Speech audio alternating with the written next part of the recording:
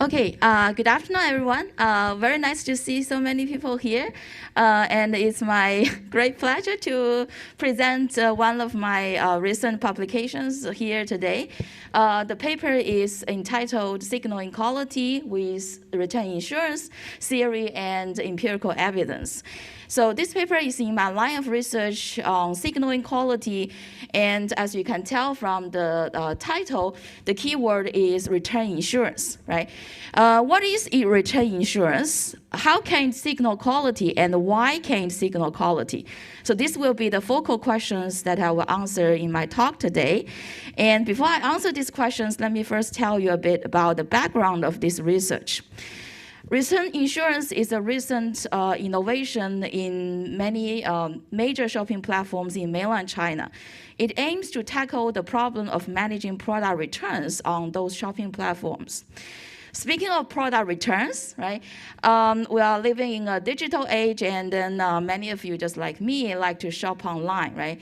And it turns out that product returns has become a more and more important factor determining consumers' purchases online, right?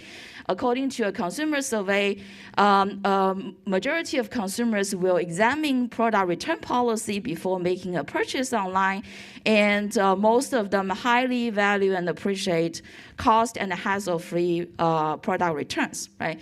And on the other hand, about 70% of consumers are reluctant to buy online because of the concern about return shipping fee, right? Consumers are, care a lot about return, policy for a simple reason.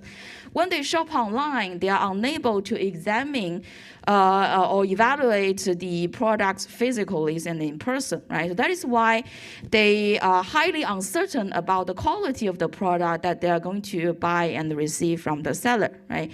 For exactly the same reason, the online channel also suffers a much higher rate of return compared to offline channels, right? That's the brick and mortar stores, right? As you can see, this study finds that the rate of return for online channel is almost like 3 times of that for offline channel, right? And once again, this is because of the greater quality uncertainty that consumers face when they shop online. And in many cases, this quality uncertainty is in the form of some information asymmetry, right? What is the information asymmetry? Consumers don't know about the quality of the product, but the sellers of the products are better informed about quality than consumers, right? So that's why we say there is some, difference in the level of information that the parties possess, right? Yeah, anyway, in any case, you can imagine this such a high rate of return from the online channel will translate into a great amount of cost associated with product returns, right? And a substantial portion of this return cost is the so-called return shipping cost, right? What is return shipping cost? So let's say you buy something online, right? And then when the product arrives to your home, you find that the product is either defective or it is not exactly as what you expected. Then you are not happy with the purchase and you want to return it, right? But then very often you and the seller of the product are in different cities at different locations, right? So then someone, right, either you or the seller will have to pay a carrier to bring the product from your location back to the seller's location, right? So then that cost paid to the carrier is what we call return shipping cost, right? Or return shipping fee, right?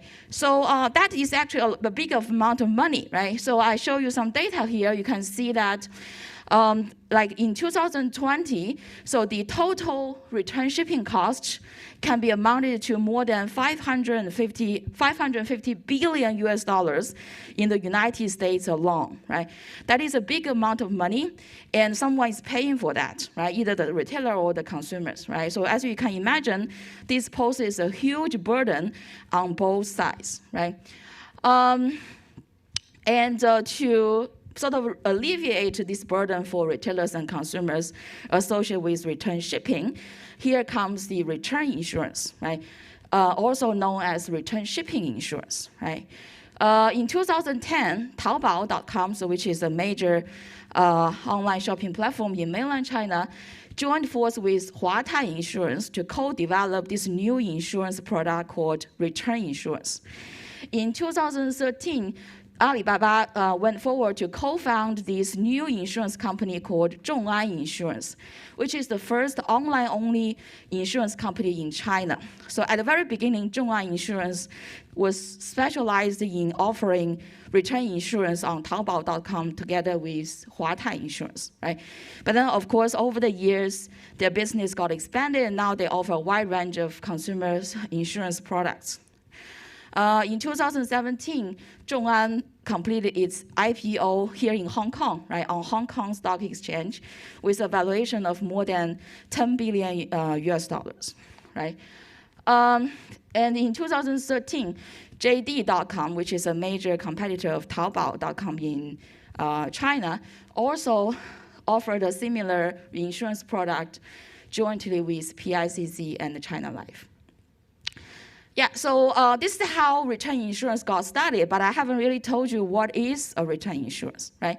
So it is an insurance purchased by either the retailer or the consumer at the time of product purchase, right? So if the consumer later decides to return the product, and if the return insurance is in place, then the insurance company will pay a pre-specified amount to the consumers to partially compensate for the return shipping fee, right? So for example, when you buy something on Taobao.com, right, so you can pay 1 Chinese yuan to buy a return insurance to cover the purchase, right? And if later on you decide to return the product, you can get maybe 10 to 20 Chinese yuan from the insurance company, right? So 1 yuan for 10 to 20 Chinese yuan, that sounds a great deal, right? But then remember, there's still like risk involved, right? Because if later on you decide not to return the product, right, then that 1 yuan premium is non-refundable, right? Just like any other insurance product, right? So in that case, you ended up losing that money, right? Yeah, anyway, so like I said, these return insurance can be purchased by either the retailer or the consumers, right?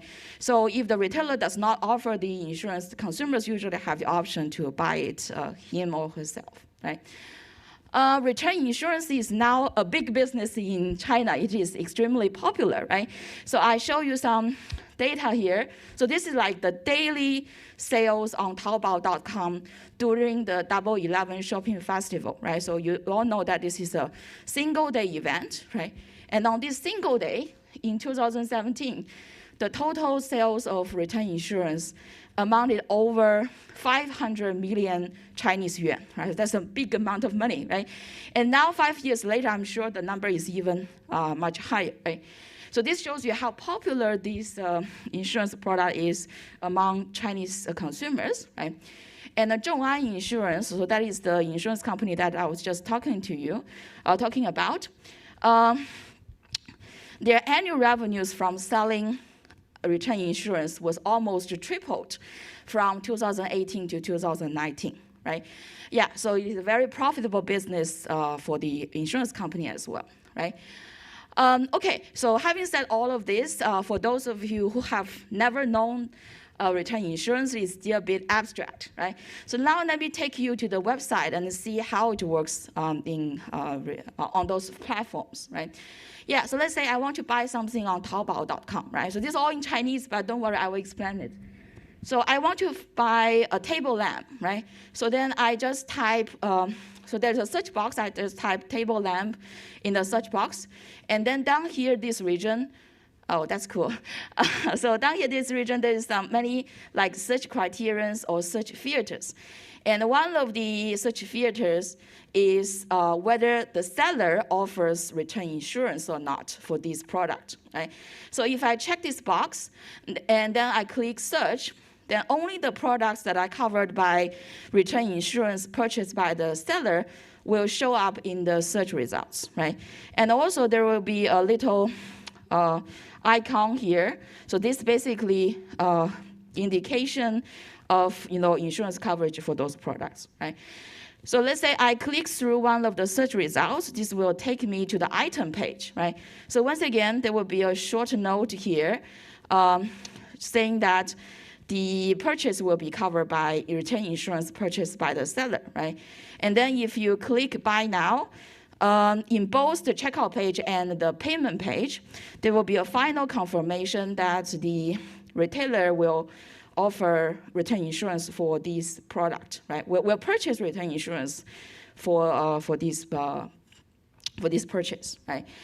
And in case the retailer does not buy the insurance for the consumers, like I said, most likely the consumers also have an option to buy the insurance him or herself, right? So for example, for this lamb, consumers can buy the insurance for 90 Chinese cents, right?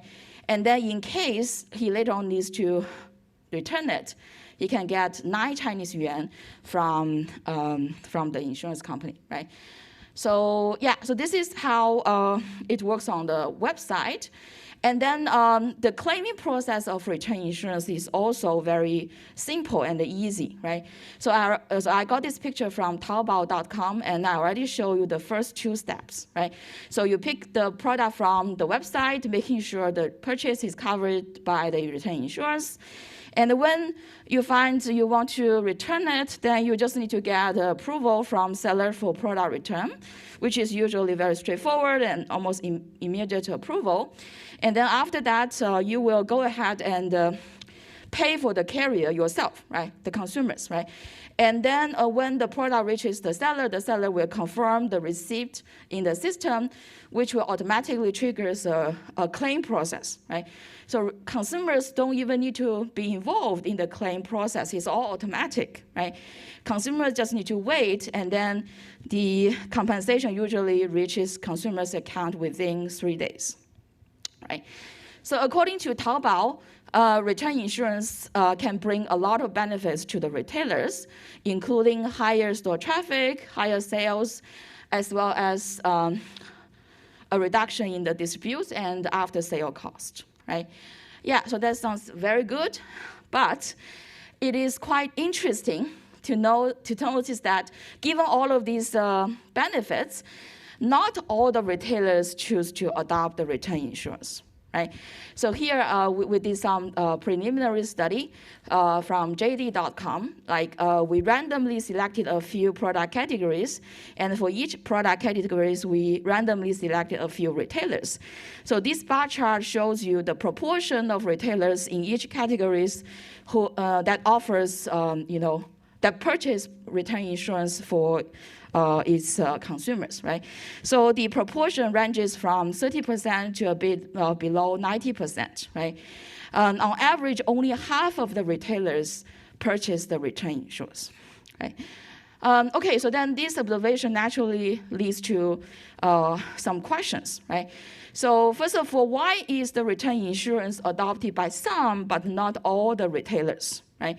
So how do retailer characteristics, especially product quality, play a role in insurance adoption, right? So we care about product quality, especially because, like I said, quality uncertainty is a major reason for online product returns, right? So then we're wondering, right, so whether we can establish an association between insurance adoption and the product quality, right? If such an association can be established, then consumers can infer product quality from insurance adoption, right? So let's say, for example, if only high quality product sellers offer insurance, then whenever I see insurance is adopted, then I can infer that this seller must be of high quality, right? So this is what we call inference, right? So that inference is possible only if you can establish an association between insurance adoption and high quality, right? So we're just wondering whether that association can be established here or not, right?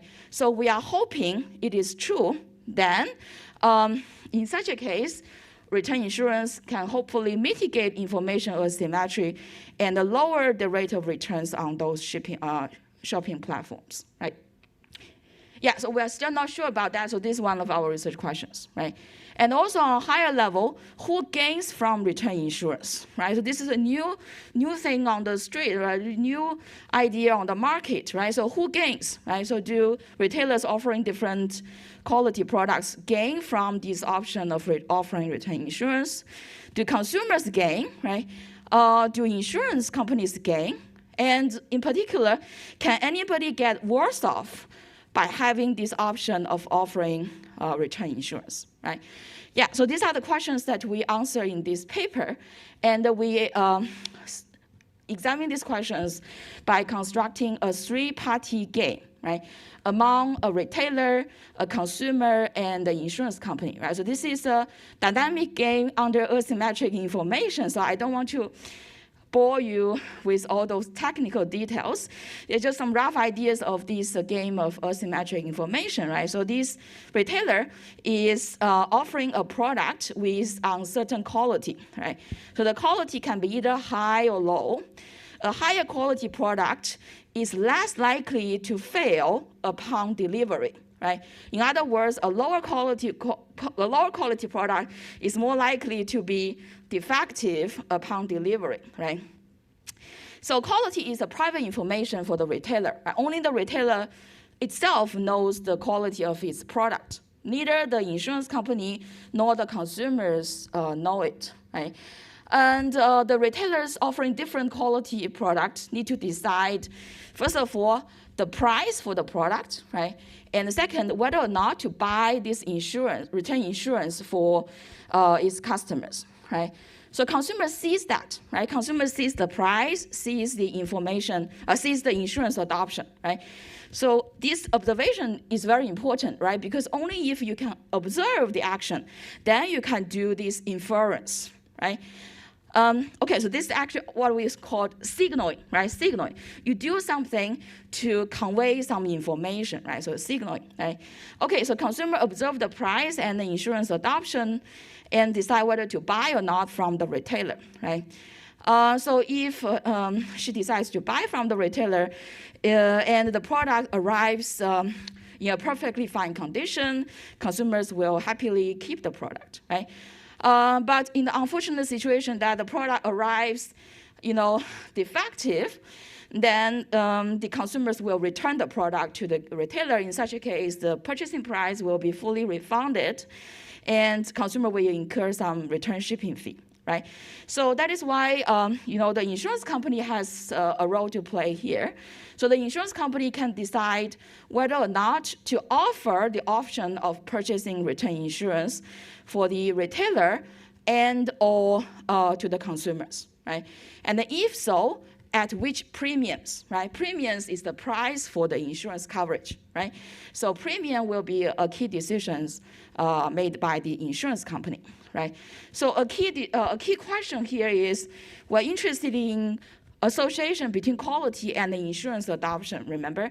So then the question here is it more likely for a higher quality retailer to adopt insurance, or is it more likely for a lower quality retailer to adopt the insurance, right? So so that's basically a key question that we answer using this three-party game, right? All right, so we analyzed this game in two cases. The first case is a benchmark case. It's a perfect world that quality is publicly known by everybody. There's no information asymmetric. Everybody knows quality, right? But remember, even a high quality product may fail, right? So that is why return insurance is still valuable in the sense that it can reduce consumers' return hassles and make them more willing to buy the product in the first place, right? Okay, so then we want to find out which retailer is more likely to offer insurance, right? High quality or low quality. So the result, we first analyze the game for fixed premiums, and then we endogenize the premiums, right? So here, basically, what you see is, the equilibrium outcomes as a function of the premium, right? So how much it costs the retailer to buy the insurance for each purchase, and also some, the y-axis is some model parameters, right? So when the premium is very low, then both the high quality and low quality retailers will buy the insurance. When it is very high, then neither will buy. And in the middle, only one type of the retailer will buy. And it turns out that in the full information case, only in the middle case, only the low quality retailer will buy the insurance, right? So if you look at this picture, so it means that on the full information, actually lower quality retailer is more likely to purchase the insurance, right? So then naturally the question is why, right? So actually this is the reasoning of when it is needed more, right? So like I said, reinsurance is used to alleviate consumers' return hassles when a return actually occurs, right? And then for the lower quality product, return occurs at a higher probability, right? So that is why, if you offer a return insurance, it can increase consumers' willingness to pay for the product more for a lower quality product than for a higher quality product. So that is why a lower quality retailer is able to afford a higher premium. And in this region, middle region, it is the only one that's offering return insurance, right? Yeah, so as I will show you, the result will be completely opposite when information becomes asymmetric, right? Okay, so now before that, when premiums are now endogenized, so it means that the insurance company will now choose the I to maximize its own profit, right? So we find that, well, if the world is perfect, there's no information asymmetry, we shouldn't have seen return insurance at all, right? So the insurance company never finds it profitable to offer insurance to either the retailer or the consumers. Why is that? So the reason is now it's perfect world, right? So everybody is smart, everybody has the same amount of information. So then everybody can calculate the expected value of the insurance, which is going to be exactly the same for everybody, right? So that is why the minimum acceptable price for offering the insurance by the insurance company is exactly the same as the retailers or the consumers' maximum willingness to pay for the insurance, right? So they perfectly match, so that is why there's no room for making any profit from the insurance, right? So once again, this result will be completely, reversed if information becomes asymmetric, right? Okay, so what happens if information is asymmetric? Like I said, a big difference here is now consumers don't know quality, right? So then they will try to learn quality from the actions taken by the retailer, right? So these quality inferences actually plays a very important role in insurance adoption, as I will show you next, right? So under asymmetric information, usually two possible outcomes may occur. The first one is a so-called separating equilibrium. So this is a nice outcome, right? Desirable outcome. Different qualities of retailers will adopt different strategy. So meaning that they will either charge different price or they will follow different insurance adoption strategy, right? One adopt, the other does not adopt, right? Or both, right? Both the price and the insurance adoption strategy is different. So why do I say this is a nice outcome? Because then when I look at the price or the insurance adoption strategy, consumer can draw a perfect inference, right? So I know exactly which quality you're offering, right? So in such a case, we say signaling is successful, right? And the information asymmetry is completely resolved, right? But to achieve such a happy outcome, a key is to deter imitation of the other type, right? So let's say the high quality retailer want to distinguish itself by different price or insurance adoption, right? But the other type can also do the same thing, right? So whatever price you charge, I will follow with the same price.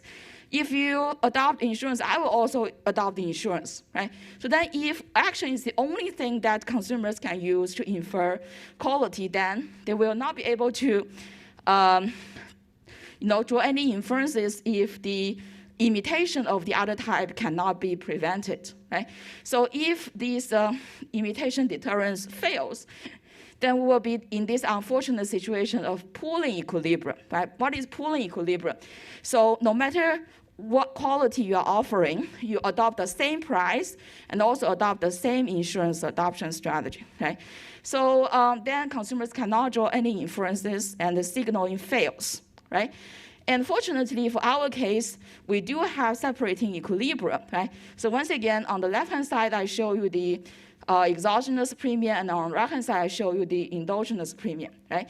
So for the exogenous premium, the structure is pretty much the same as before. So if premium is low, both high type and high quality and low quality retailer will adopt the insurance. If premium is high, then neither will do. And in the middle, only one type will do, right? But then, as you immediately notice, previously we have only L. Now it becomes only H, right? So it means that at this intermediate level of premiums, only the high type will offer insurance, right? And overall, higher quality retailer is more likely to offer insurance under asymmetric information, right? Why is that? The reason is information asymmetry actually enhance high quality retailers' motivation to offer insurance because it now can use insurance as a tool to deter the imitation of the low type, the low quality retailer, right? And why is the deterrence can be successful, right? So this is because in this region, the premium is actually already very high. And if the low quality retailer mimic the high quality, right? So I also offer insurance. Then even though the low quality retailer may be able to achieve the same level of return of sales, a high proportion of the sales will end up being returned, right? So that is why the benefit of offering insurance for a low quality retailer is not as high as that for a high quality retailer, right? So that is why the high quality can distinguish itself by being the only one to offer insurance when the premiums is in the intermediate range, right? So that is one major difference when information becomes asymmetric. Another difference is exactly because of the high type's desire for differentiation, the insurance company can take advantage. And we find that it is always profitable for the insurance company to offer insurance to at least one type of the retailer, right? So previously, remember, under full information, insurance adoption or offer insurance is never optimal or profitable for the insurance company, right? But then here, it changes from never to always, right?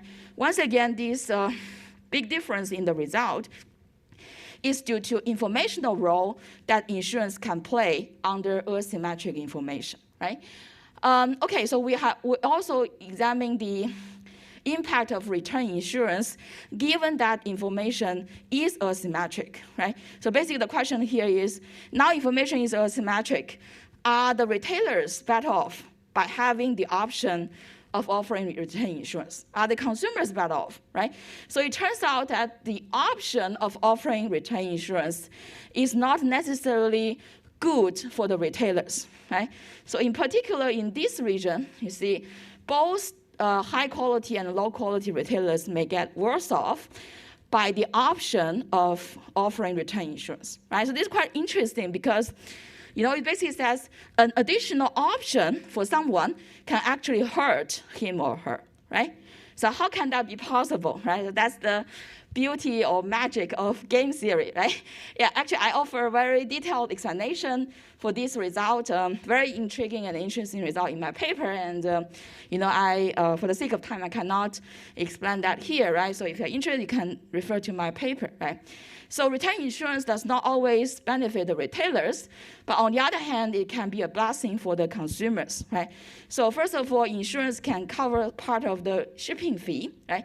And also, if insurance leads to a separating equilibrium, it can resolve information asymmetry and make consumers, enable consumers to make more better informed decisions, right?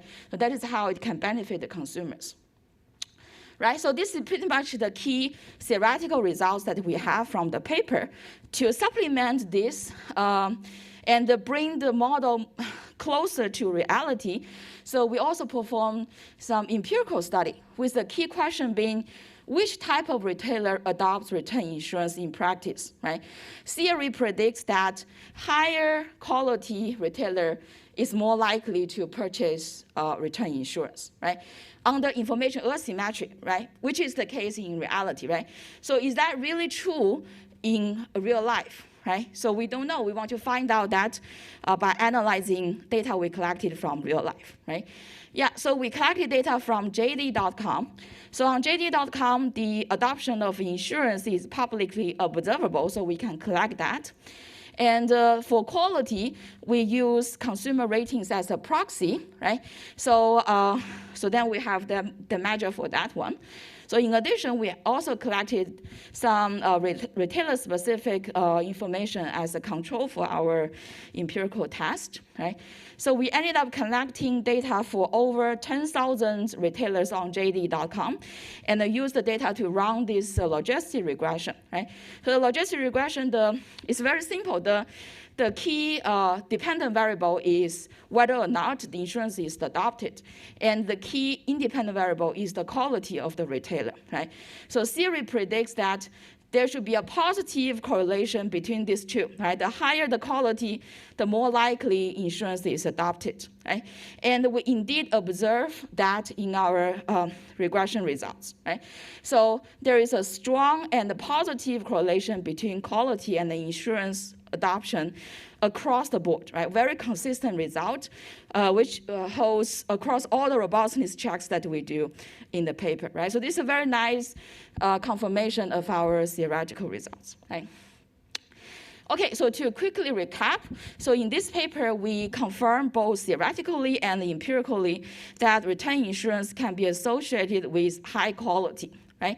And the necessary and the sufficient condition for the retailer, for the insurance company to profit from selling return insurance is quality information asymmetric, right? And however, given that information is asymmetric, the option to purchase insurance may not always benefit the retailer. However, it can be a blessing to the consumers, right? So actually, we also find that having the insurance company in this signaling framework can be a good news because it can enhance the differentiating power of the quality signal and then make the signal quality more effective, right? Okay, so that's all from me. Yeah, I hope you find it interesting, and I personally enjoy a lot doing this research. Yeah, I'm happy to take any question. Yeah. Thanks for your sharing. It's really impressive. You mentioned that the information asymmetry can help the insurance company to make benefits. However, as far as I'm concerned, that this kind of situation has been reduced over the years. The consumer, they have more channels to get information, and also they became the kind of professional consumers, which means that they have more information related to those kind of products. So my question is, whether this kind of phenomenon will make a negative impact to the insurance company who insure this kind of return insurance. Okay, thank you very much. This is a brilliant question. Indeed, customers are much smarter these days, and they have all sorts of information that they can, resort to when they make their purchasing decision. And yes, you're absolutely right. So here we are focusing on new products that are first launched to the market. So in such a case, you can think about products with no prior history, and they're like brand new, maybe this is like some technology new to the market, right? So yeah, we focus on this kind of situation that there's very little, history or experience or past, information that you can refer to, right? But I absolutely agree with you that, this kind of signaling is, sort of like quite complicated and implicit method of learning about quality. And now there are all sorts of even more direct ways of learning about quality, right? So like learning from reviews, right? Learning from product rankings, right? Yeah, I also work on all sorts of things like that. So this belongs to a big literature called social learning, right? Social learning from each other, consumers learning from each other. Yeah. So if you are interested, you can can refer to my papers. Yeah, okay. Yeah, thank you for the question, yeah. Actually, also, Matt, let me ask you another question. So there can be two different reasons for returning a product, right? One is the product is low quality and that's why it broke. Another reason is that it just doesn't work for me, like just doesn't fit into my apartment or something. Yeah. And that might be different for certain product categories. And so Exactly. do you see that these offerings depend on the category of the product? Or the Yes, absolutely. Yes, correct. First of all, that's again brilliant point. There are two major reasons for returns, right? So first of it is due to product defects, and another reason is simply unfit, right? So you don't like it. This is different from what you want, and totally because of your own preference, right? So in this model, we focus on the first one for return. We didn't consider returns due to fit, but we do observe like variations of those, return insurance adoption based on product categories, which I think one possible reason is due to product unfit. Yeah. Okay, that's very nice. Thank you. Yeah, thank you for the question.